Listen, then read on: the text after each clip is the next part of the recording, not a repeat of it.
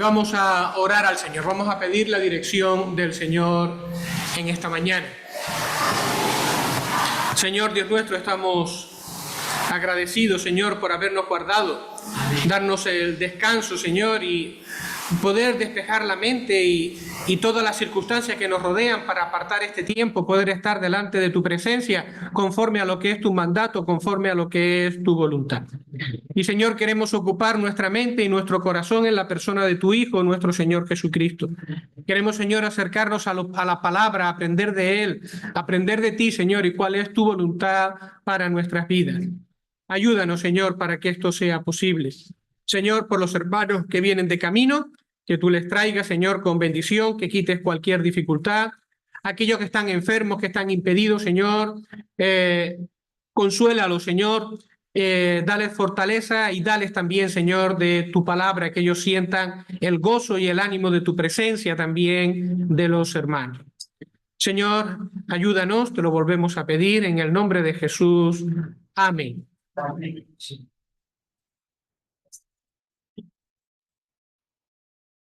Bueno, pues la verdad es que no ha sido fácil. Y casi que podríamos decir que parecía que nunca íbamos a terminar. Porque cada vez que avanzábamos un versículo más o un pequeño párrafo en lo que es el sermón profético de Jesús, pues siempre salía algún fleco que matizar o alguna cosita que había que añadir, y así hemos estado durante un tiempo o varias predicaciones. Pero efectivamente, hemos llegado no al final del sermón profético, pero sí lo que es al final de las enseñanzas proféticas propiamente dichas. ¿Vale? Con el último estudio concluimos los versos que van desde el 24 hasta el 27 y que se ocupan del regreso del Señor Jesucristo en gran poder y gloria. Haciendo un poquito de memoria, tenemos que recordar que el Señor Jesucristo está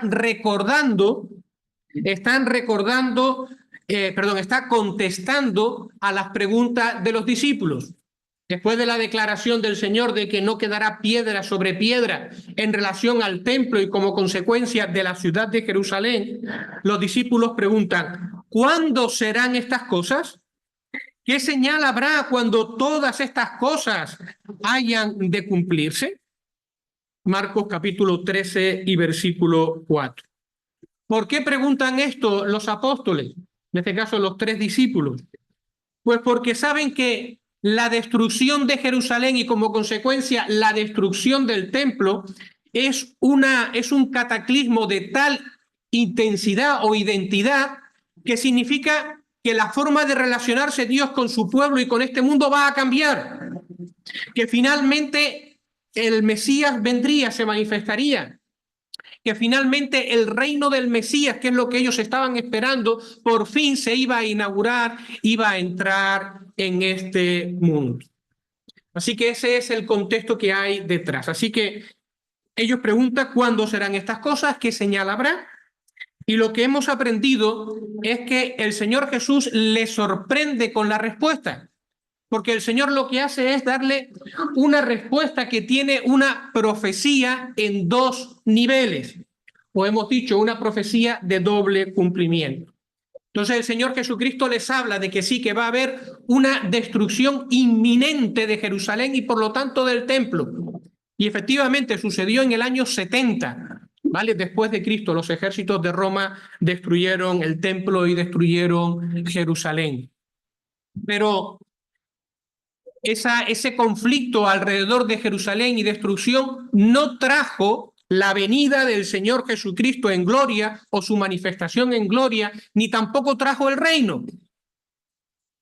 Por eso el Señor está hablando en dos niveles. Y el Señor está apuntando también, que es lo que nos hemos centrado principalmente, a un conflicto escatológico que todavía ha de suceder. Escatológico tiene que ver con el final de los tiempos. Un conflicto futuro en torno a Jerusalén. Un conflicto futuro que sí traerá la intervención, la manifestación del Mesías, del Señor Jesucristo a esta tierra, y que sí traerá como consecuencia el reino que ellos estaban esperando. cumplimiento de todas las profecías del Antiguo Testamento. Y en nuestro recorrido por lo que ha sido el sermón profético, hemos hecho una división en 4 partes. En primer lugar, hemos hablado de los versículos desde el 5, lo pueden señalar si quieren con el dedo, desde el 5 hasta el 13. Vale, toda esa porción la hemos llamado las advertencias generales. Es decir, ¿cómo va a ser la vida en esta tierra durante el tiempo que va desde que el Señor Jesucristo se fue al cielo hasta que venga? Bueno, pues eso está explicado en todos estos versículos. Y lo que hemos de esperar en este mundo es guerras, rumores de guerra, enfermedades, cataclismo, tiempos difíciles, tiempos duros, es lo que quedan por delante hasta que el Señor Jesucristo venga. El Señor Jesucristo llama a este tiempo principios de dolores, en referencia a la mujer a la mujer que va a dar a luz. Los principios de dolores. ¿Significa? Pues significa sencillamente que según va pasando el tiempo, estas cosas van a ir en aumento, porque el escenario se está preparando para el momento en que el Señor haya de intervenir. Así que es lo que hemos de esperar, pues que estas cosas vayan a más y a más a lo largo de la historia de este mundo. Pero lo importante de esta sección son las veces que el Señor Jesucristo dice, pero todavía no es el fin. Nos asusta, nos preocupa que finalmente Irán haga un ataque terrible contra Israel, nos preocupa que finalmente en el mar de China estalle una guerra terrible, nos preocupa, pero tenemos que tener todavía en cuenta estas palabras de Jesús. Estas cosas es necesario que ocurran, pero todavía no es el fin. Y a continuación vimos lo que es la abominación desoladora y la gran tribulación. Versículos 14 hasta el 23. Perdón, hasta el 23. 14 al 23. ¿Y qué tienen de peculiar estos versículos? Pues que ahora sí, el Señor le dice, mira, estas sí son las señales que indican que voy a venir en gloria y que se va a manifestar el reino de Dios en este mundo.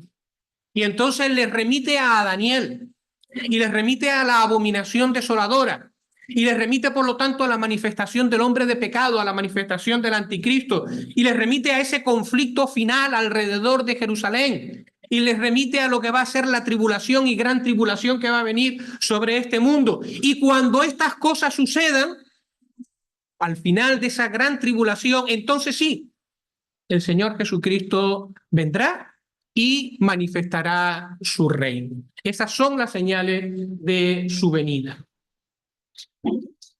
Versículos 24 al 27. Bueno, pues aquí se describe la venida del Señor. Es un texto precioso, no es muy grande, pero realmente es impresionante. Porque nos está describiendo un mundo que ya es moribundo, que ha pasado por los terribles juicios de Dios que tienen que ver con la tribulación y la gran tribulación. Pero aun siendo un mundo moribundo, que se está acabando, que está en agonía, los hombres son rebeldes. Los hay que se han convertido y ya están esperando al Señor. Pero el mundo sigue siendo rebelde y sigue siendo obstinado y levanta su brazo en contra del Dios Todopoderoso. Y en medio de toda esa circunstancia, de repente el mundo se para contemplar en los cielos las señales que se están sucediendo y al Hijo del Hombre, al Señor Jesucristo, viniendo en poder y gloria para intervenir en este mundo, para poner fin a esta era como la conocemos, juzgar y instaurar o inaugurar su reino, que llamamos el milenio. Bueno, pues esto es todo lo que hemos estudiado hasta ahora, pero nos queda todavía una sección final que va desde el 28 hasta el 37 y que nosotros hemos llamado todo este tiempo parábolas acerca del fin. Parábolas acerca del fin. Un conjunto de enseñanzas del Señor Jesucristo que se caracterizan por las aplicaciones y exhortaciones finales. ¿vale? Y con este título, aplicaciones y exhortaciones finales, será como estudiemos los versículos que tenemos delante. Bueno, estos versículos que ahora van desde el 28 en adelante, desde el 28 al 37, en realidad es una selección de todas las cosas que Jesús dijo en el Sermón del Monte de los Olivos, después que terminó todo lo que era la profecía puramente dicha o estrictamente dicho. Me explico. Si ustedes se van ahora a Mateo, y podemos irnos, Mateo capítulo 24, vamos allá a Mateo capítulo 24, y vamos ahora al versículo 31, Mateo 24, 31.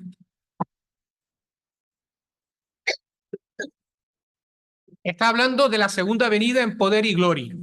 Y termina con las siguientes palabras, muy semejantes a las de Marcos.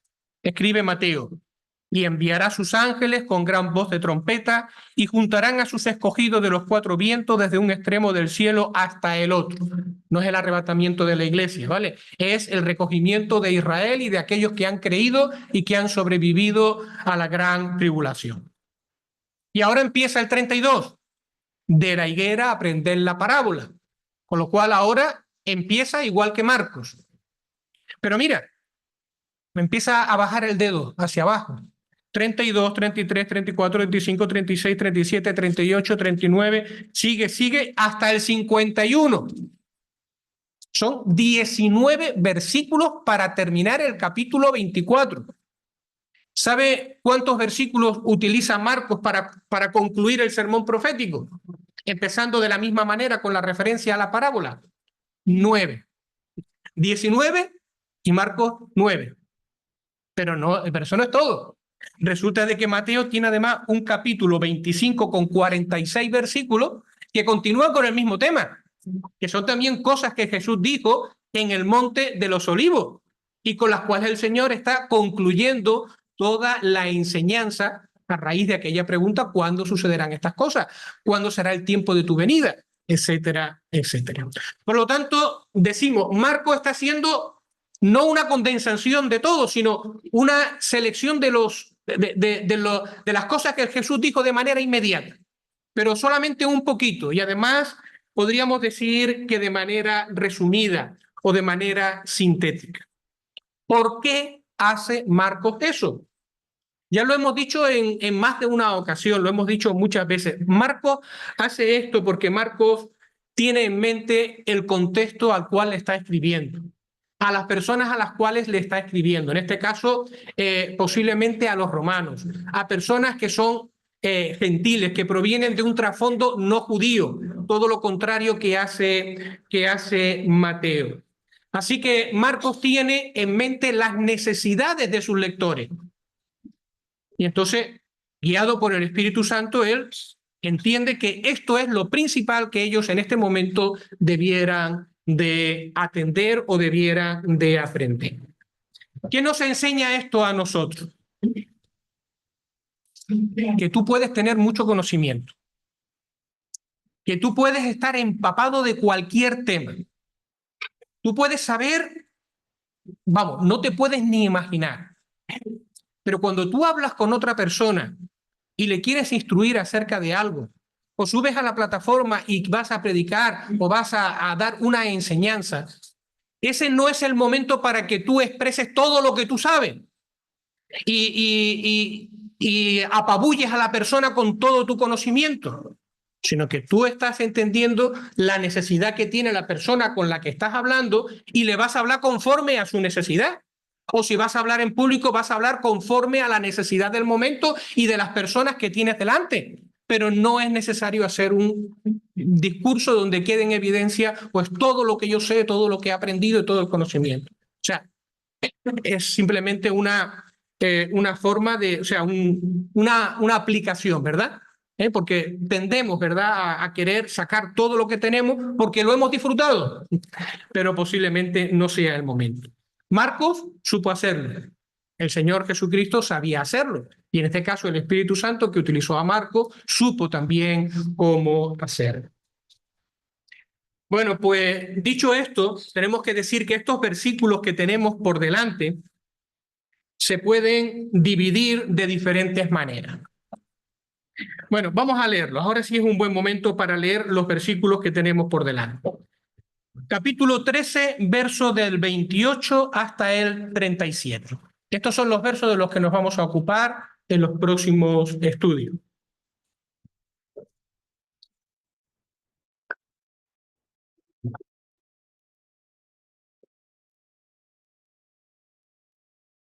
Mm. 13, 28 al 37. De la higuera aprended la parábola. Cuando ya su rama está tierna y brotan las hojas, sabéis que el verano está cerca. Así también vosotros, cuando veáis que suceden estas cosas, sabed que está cerca, a las puertas. De cierto os digo que no pasará esta generación hasta que todo esto acontezca. El cielo y la tierra pasarán, pero mis palabras no pasarán.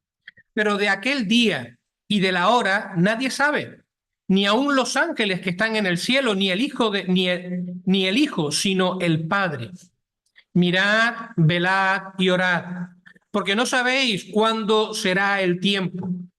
Es como el hombre que yéndose lejos dejó su casa y dio autoridad a sus siervos y a cada uno su obra, y al portero mandó que velase. Velad, pues, porque no sabéis cuándo vendrá el Señor de la casa, si al anochecer o a la medianoche o al canto del gallo o a la mañana, para que cuando venga de repente no os halle durmiendo. Y lo que a vosotros digo, a todos lo digo. ¿Y qué es lo que os digo? Velad, velad. Bueno, pues hay diferentes maneras de dividir estos versículos para poder entenderlos mejor o para favorecer el estudio. En primer lugar, tendríamos el símil de la higuera, que son los versículos 28 y 29. Los acabamos de leer. Y yo le llamo a estos versículos la conclusión perfecta a la profecía de Jesús. ¿Vale? Ahora lo veremos o lo explicaremos. A continuación hay unos versículos que bien podríamos llamar la certeza o la veracidad de la profecía, que son los versículos 30 y 31. En el 31 están estas solemnes palabras: el cielo y la tierra pasarán, pero mis palabras no pasarán. Es decir, son unos versículos donde el Señor Jesucristo está recordando que la palabra de Dios, léase en este caso la profecía, se cumple sí o sí.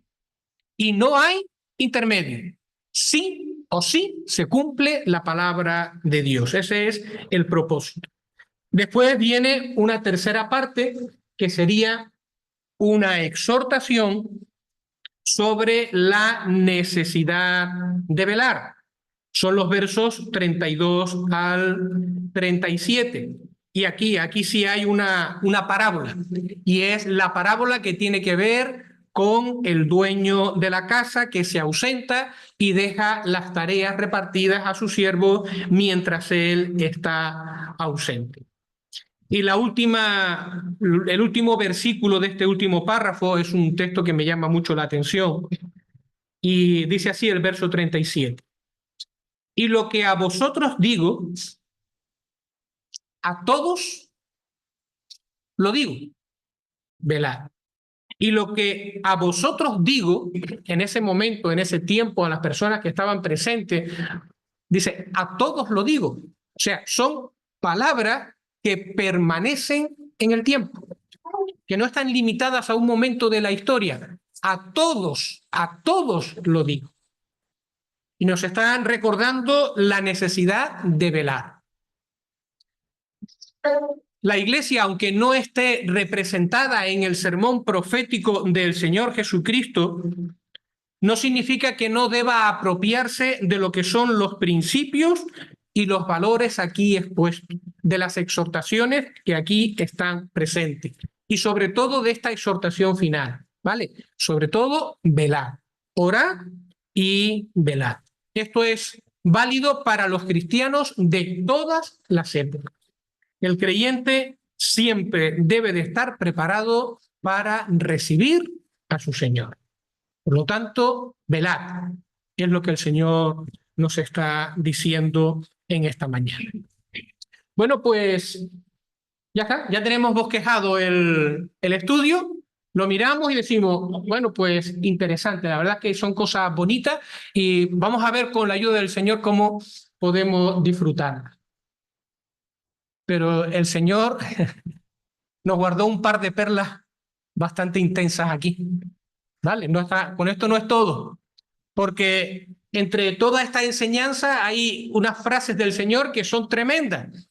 Por ejemplo, ¿qué significa la expresión no pasará esta generación sin que?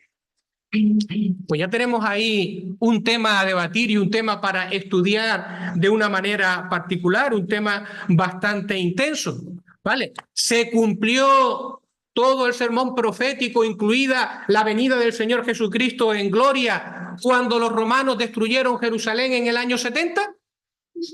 Lo veremos. No digo más, ¿vale? Lo veremos. Y después, otra frase también.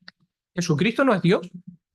Y si es Dios, ¿por qué dice que el Hijo, es decir, Él, no sabe la hora de su propia venida? Está ahí también. Así que, bueno, pues tenemos otra perla preciosa que el Señor nos ha dejado ahí y que tenemos que pararnos un poquito para meditar. Así que este es más o menos a grandes trazos lo que va a ser el bosquejo de estos temas que vamos a ir estudiando en las próximas ocasiones, pero no creo que sean muchas sesiones, con la ayuda del Señor. Bueno, pues entonces ya tenemos que pasar a lo que es propiamente el comienzo de este estudio. Así que nos vamos ahora a los versículos 28 y 29. Marcos 13, 28. De la higuera aprended la parábola. Cuando ya su rama está tierna y brotan las hojas, sabéis que el verano está cerca.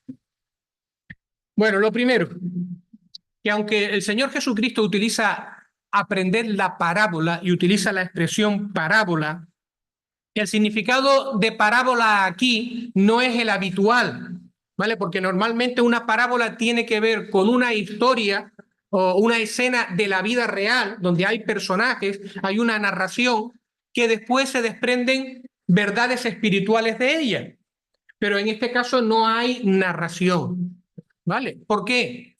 Bueno, pues porque se está utilizando parábola en otro sentido diferente al habitual, en un sentido secundario.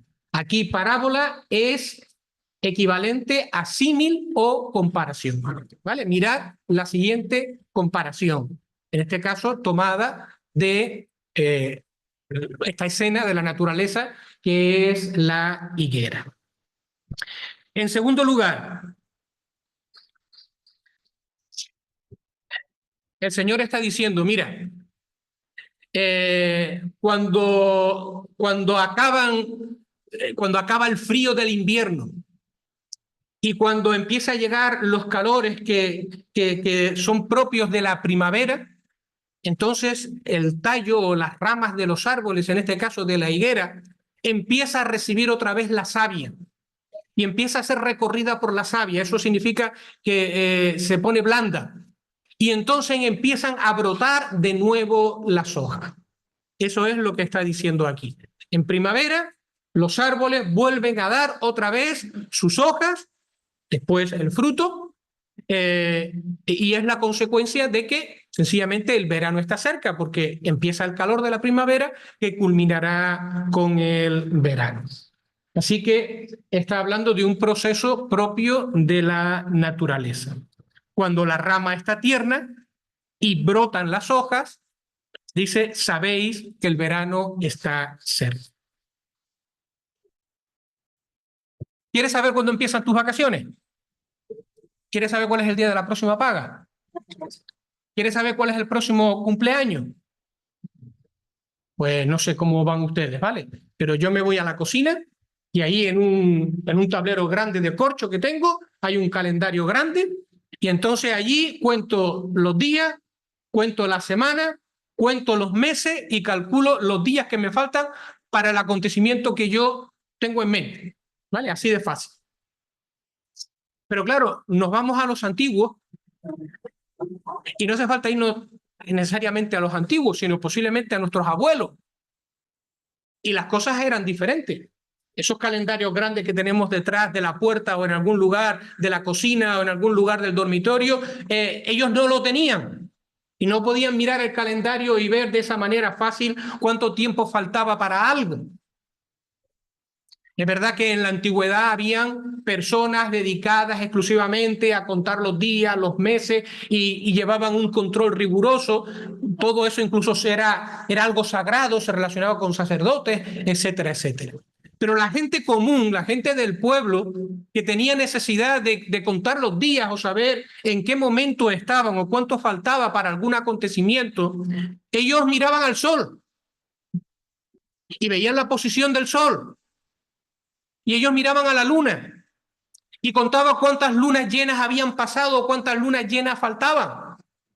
Y miraban al campo y miraban el color de la hierba o veían cuando los árboles estaban empezando otra vez a dar sus hojas. Y entonces, en atención a la naturaleza, al calendario de la naturaleza, ellos podían aprender o podían discernir si en este caso ya el verano estaba cerca, faltaba mucho o poco, si faltaba mucho o poco para tal fiesta o si faltaba mucho o poco para que llegara la cosecha de determinado producto. Así que ellos miraban a la naturaleza, estaban acostumbrados y con lo que veían alrededor podían discernir los tiempos, podían ver en qué momento del año estaba y cuánto faltaba para cada cosa que ellos tenían como importante en sus vidas. Bueno, pues el Señor Jesucristo está diciendo esto. Aprended la parábola, aprended de este símil. Cuando su rama está tierna y brotan las hojas, sabéis que el verano está cerca. Y ahora pasamos al verso 39.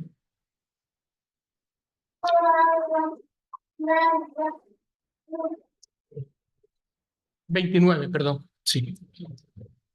Dice, así también vosotros. Aprended a discernir. Así también vosotros.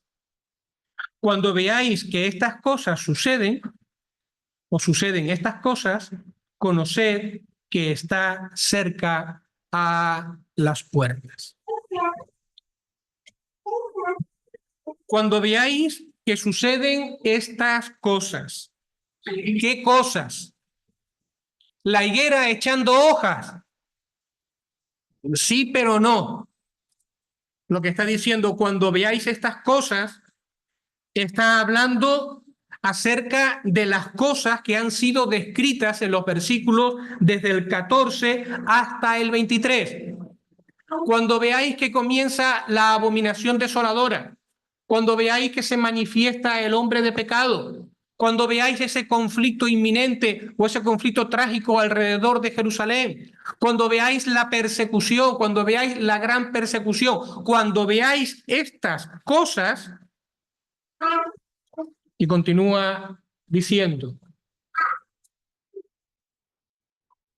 conoced que está cerca, a las puertas. Es decir, cuando veáis esto, sabed que está a punto de suceder, que está a punto de entrar por las puertas, que es algo inminente. ¿Qué cosa? El verano. Bueno, en el caso de la higuera sí, el verano era inminente. Pero en este caso, ¿a qué se está refiriendo? ¿Qué es lo que está cerca?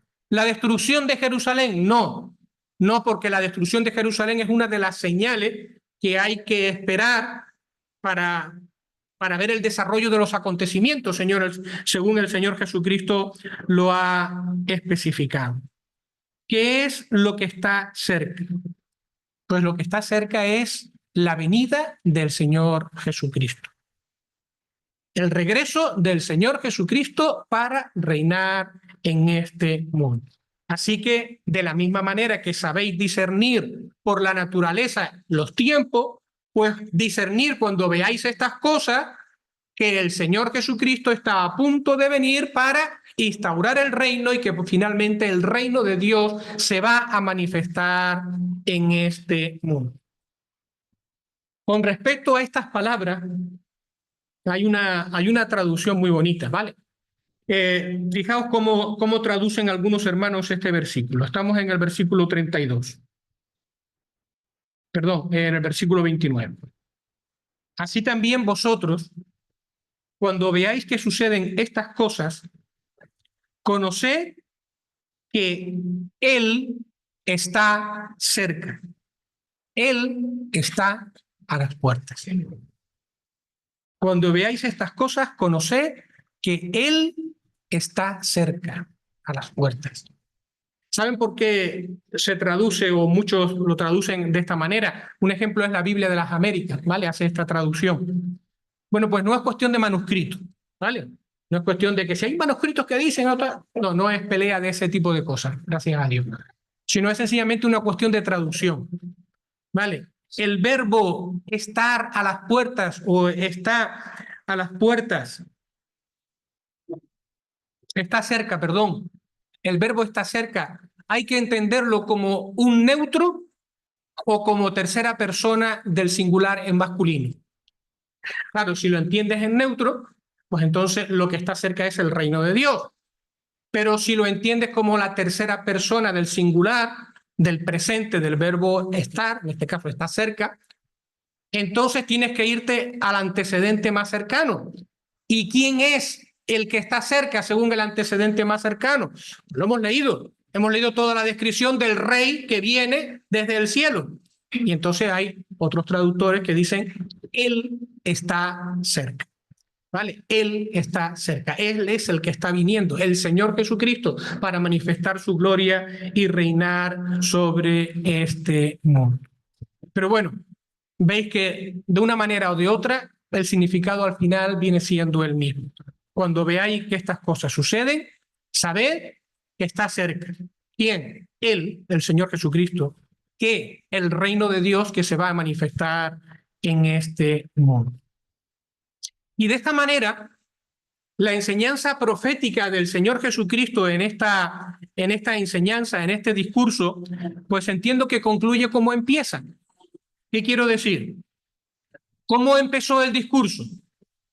Pues el discurso empezó preguntando los discípulos a Jesús cuáles son las señales, porque querían estar preparados. El discurso continúa con el Señor Jesucristo diciendo, esto va a pasar, pero no son señales. Están preparando los tiempos, pero no son las señales que ustedes deben de esperar. Continúa con, estos sí son las señales que ustedes deben esperar o que se van a producir y que indican la venida del Señor Jesucristo. Y ahora hay una parábola que nos está invitando desde el versículo 28 a aprender, a conocer. Es decir, es una parábola que nos está invitando a discernir los tiempos, a que seamos juiciosos a la hora de interpretar los acontecimientos y de interpretar la profecía. Es una invitación a discernir las señales, pero como el Señor las ha explicado, no como los hombres de manera antojadiza las quieren revolver y las quieren mover de una o de otra manera. Si nosotros, atendiendo a la exhortación del Señor, nos esforzamos por conocer o por discernir los tiempos, nos vamos a evitar muchos sobresaltos, nos vamos a evitar muchas angustias innecesarias, vamos a esquivar a muchos embaucadores. ¿Por qué? Pues porque aprendiendo a discernir lo que el Señor ha enseñado, vamos a estar preparados y no vamos a ser llevados de un sitio para otro. Por eso digo que es la mejor conclusión esta parábola, el broche de oro, ¿vale? Aprended a discernir y no se os llevará de un sitio para otro. Varias veces, esto es un paréntesis, varias veces he escuchado. Es que el tema de la profecía le están dando mucha importancia. El Señor en realidad, profecía, Él quiere que prediquemos el Evangelio, Él quiere que nos ocupemos de otras cosas, pero la profecía en realidad nos está robando la fuerza, por poner un ejemplo, ¿no? Entonces se apela a Hechos capítulo 1, donde los discípulos preguntan, ¿cuándo vas a restaurar el reino de Israel? Y el Señor Jesucristo responde, no os corresponde a vosotros saber los tiempos. Y entonces, ¿ves? Estamos empeñados en la profecía, y el Señor dijo, déjenmela a mí y ustedes ocúpense en predicar el Evangelio. Pero claro, aunque tenga su razón, en el sentido de que de la misma manera que no podemos ir viendo demonios detrás de cada cosa que nos sucede, como hay muchas personas que ven demonios y espíritus detrás de... No podemos vivir así, pero sí que es verdad que reconocemos la realidad de Satanás y tenemos que discernir la presencia de Satanás, que es nuestro adversario. Pues de la misma manera no podemos vivir pendientes de la profecía y de cada cosa que pasa para decir ya vino, ya fue, ya tal. Tenemos que vivir con un equilibrio, pero no podemos despreciar ni poner en baja estima la profecía. Uno de los datos más interesantes que nos dan pues, los hermanos que estudian la profecía es que los textos proféticos tienen una gran extensión a lo largo de toda la Biblia, de todo el Antiguo Testamento, e incluso son abundantes las referencias proféticas en el Nuevo Testamento. Entonces, si el Señor o el Dios le dio importancia, nosotros no podemos despreciar la profecía. Pero es que, en segundo lugar, el fin del mundo es una preocupación existencial.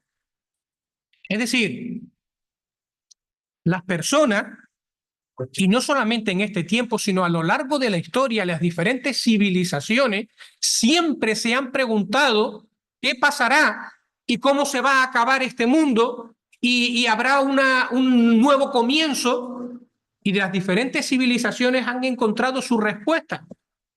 Con lo cual, o nosotros estudiamos y enseñamos lo que la Biblia dice que es lo que va a suceder, o nos quedamos en las manos de un montón de charlatanes que te sacan historias del pasado y que te dicen lo que va a suceder en este mundo. Y así viven las personas asustadas por lo que los profetas de turno, mirando al calendario maya o mirando a los calendarios nórdicos o mirando a la civilización egipcia, dicen de cómo va a acabar el mundo. Pero ya nos lo dice la palabra de Dios. Entonces, nosotros lo vamos a mirar aquí, no vamos a caer en manos de estos charlatanes. El tema del fin del mundo es un tema que no lo podemos evitar. Los científicos nos están diciendo que el sol se va a morir y que este mundo se va a calentar. Antes se decía que se iba a enfriar y la muerte iba a ser la extinción por un enfriamiento. Y así, en ese ciclo, en esa angustia, los hombres viven, apoyándose en la ciencia o apoyándose en conclusiones que toman, mejor dicho, que toman de la ciencia.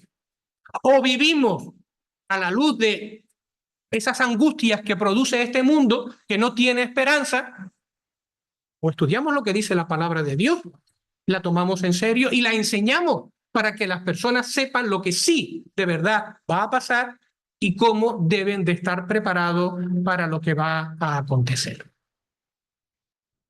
O estudiamos la profecía y hacemos caso al Señor cuando nos dice, estos no son señales de que el mundo se va a acabar, aunque son cosas necesarias que ocurran, porque el mundo está convergiendo hacia el final que Dios ha establecido, pero no son señales de que ya va a acabar.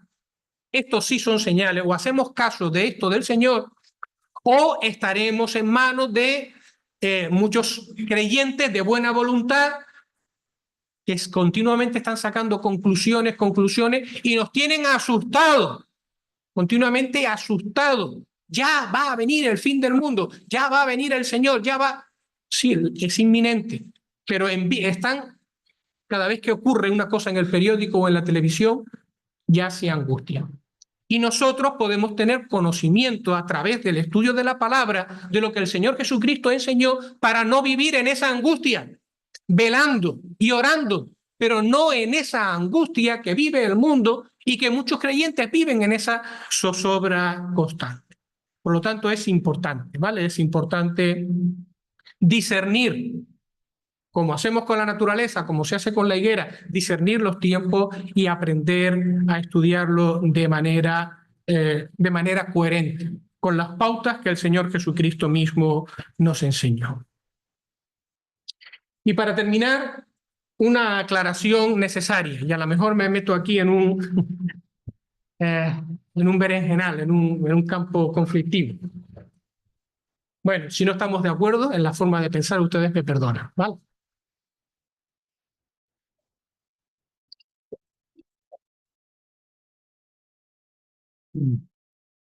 Hay un tema paralelo a esta parábola de la higuera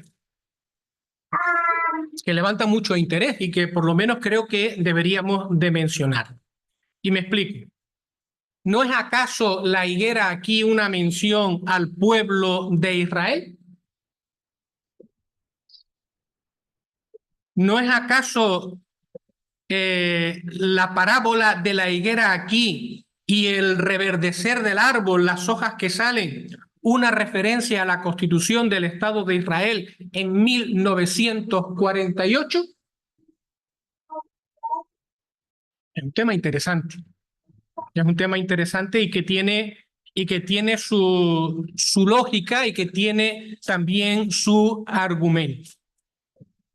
En base a esta interpretación, la higuera ha echado sus hojas porque el Estado de Israel se constituyó en 1948, pues hay muchos hermanos que dicen que la venida del Señor en poder y gloria está cerca, es el próximo paso. Y como consecuencia, el arrebatamiento que tiene que suceder antes es más inminente que nunca. Los más atrevidos, pues señalan y lo han hecho, lo hacen con buena intención, con convencimiento, que como una generación dura 40 o 70 años, dependiendo de la manera que tú vayas a contar, y el Señor habló aquí de una generación, pues entonces si tú cuentas desde 1948 que se creó el Estado de Israel, y cuenta 40 o 70 años, en ese periodo al final vendrá el Señor Jesucristo para instaurar el reino. Pero claro, la realidad es que los 40 años se cumplieron en 1988 y los 70 años se cumplió en el 2018. Y el arrebatamiento no ha sucedido, ni tampoco el regreso del Señor Jesucristo en poder y gloria ha sucedido. Vale, en este caso, y bueno, pues me pareció que era la exposición más adecuada, más acertada. El hermano Carballosa, él explica que la higuera es un arbusto que efectivamente se usa en la Biblia para hablar de Israel. Y aparece el tema de los higos y aparece el tema de la propia higuera en referencia a Israel. Y así sucede en varios pasajes a lo largo del Antiguo Testamento y también sucede en la enseñanza del Señor Jesucristo. Pero eso no significa que siempre que se mencione la higuera se tiene que tener en mente a Israel. Hay ocasiones que sencillamente se menciona la higuera, un árbol común conocido por todos en cuanto a su desarrollo y en cuanto a su vida a lo largo del año, bastante conocido por todos, igual que era el olivo, pero se nombra con otros propósitos ilustrativos, no necesariamente para hablar de Israel. Y el caso más evidente es Isaías, capítulo 34 y versículo 4. Isaías 34:4.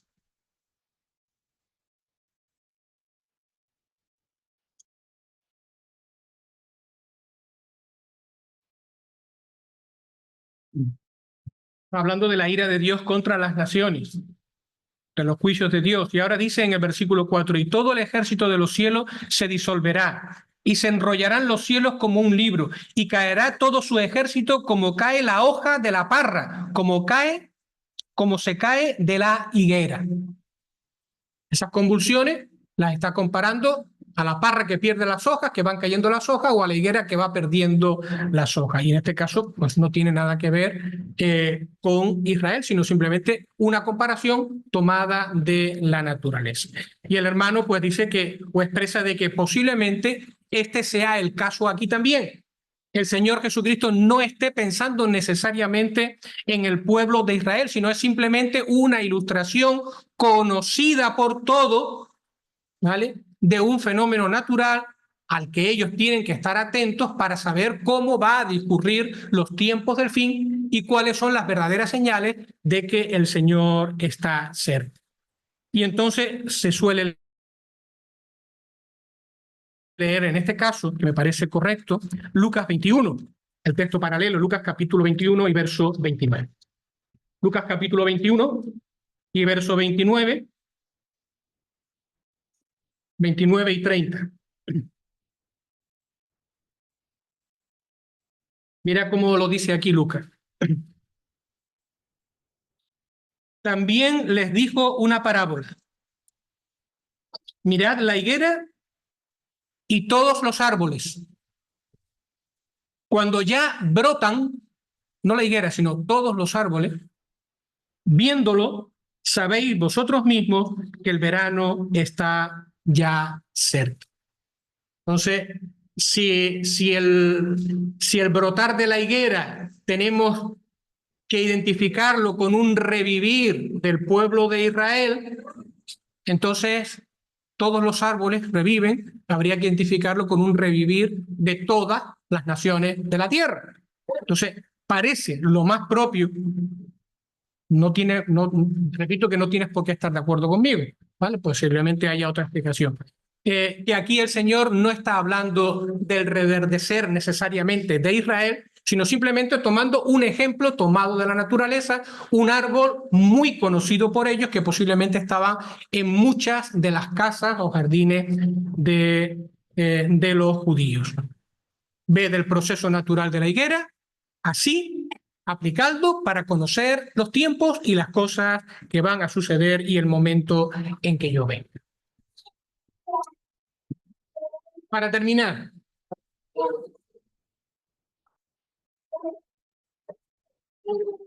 el regreso de Israel a la tierra significa que no es un hecho relevante, significa que lo que ocurrió en 1948 no es un hecho relevante, no tiene mayor importancia. Tristemente, hay creyentes que ven el regreso del pueblo de Israel a la tierra como una anomalía histórica. Es decir, algo que no tenía por qué haber ocurrido, que es un capricho humano, pero que no tiene ningún propósito divino. Y a veces da la impresión de que se alegrarían si la nación de Israel desapareciera y los judíos de alguna manera se disolvieran entre las naciones. Esto es así, ¿vale? Hay creyentes que parece que piensan esto o están en esta línea. Pero no es así. La Constitución del Estado de Israel en 1948 no es una anomalía en la historia. No es un hecho que ha sucedido por el empecinamiento de los hombres. No, sino que es un hecho verdaderamente relevante. Y es un hecho que tenía que suceder para que finalmente todas las profecías se puedan cumplir. Todas las profecías que hemos leído de ese conflicto final alrededor de Jerusalén, de la manifestación del anticristo, del recogimiento de la nación, para que todas las profecías se puedan cumplir y todo vaya convergiendo hacia su lugar, esto tenía que suceder. Por lo tanto, no estamos ante ningún hecho anecdótico o una anomalía histórica que ha sucedido en la historia de este mundo. Jerusalén sigue siendo importante en los planes de Dios. Israel es importante en los planes de Dios. Bueno, pues hermanos, espero que estas palabras no hayan servido para traer confusión. Al contrario, espero que hayan servido para, de alguna manera, ayudar a clarificar las cosas. Y especialmente en este último punto no es necesario estar de acuerdo, ¿vale? Yo les expongo lo que a mí me ha parecido más adecuado. Pues que el Señor bendiga su palabra y recordamos, hermanos, que nos hemos reunido aquí celebrando la mesa del Señor, como Él dijo, hasta que Él venga. Así que le estamos esperando y cada vez que nos reunimos en esta mesa, alrededor del pan y de la copa, estamos dando testimonio que esperamos la venida del Señor a por su iglesia. Y sabemos que el fin de este mundo no está en la mano de los hombres, ni en las tradiciones, ni en las mitologías de los hombres, sino el fin de este mundo está en las manos de Dios. Que el Señor bendiga su palabra. Amén.